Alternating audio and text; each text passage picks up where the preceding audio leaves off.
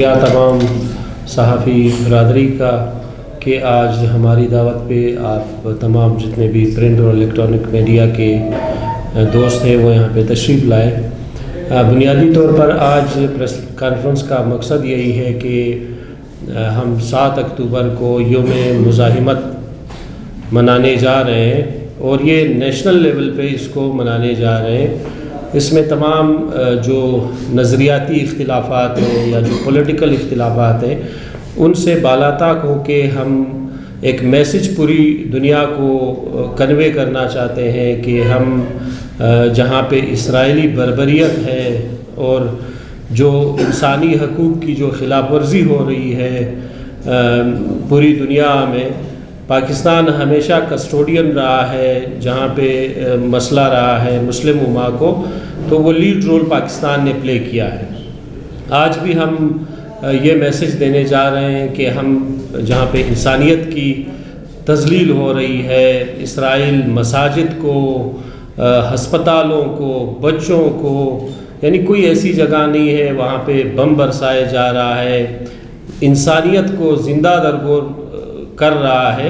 اور اس پہ اسلامی اور جو عالمی دنیا ہے خاموش ہے۔ یقیناً اس کے خلاف تمام پولیٹیکل پارٹیز، تمام مسلم امہ، جتنے بھی سول سوسائٹی ہے، میڈیا ہے، باقی عام عوام ہے، ہم سب سے گزارش کرتے ہیں کہ کل ایک اسٹرانگ میسج بلوچستان سے بھی جانا چاہیے۔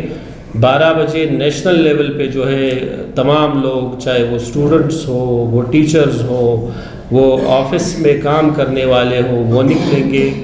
فلسطین کا جھنڈا لے کے، پاکستان کا جھنڈا لے کے، اور جو ہمارا مظاہرہ ہے اور جو مرکزی پروگرام ہے اس میں شرکت کریں گے، اور وہاں پہ یقیناً تقاریر ہوں گی تمام ساتھیوں کی۔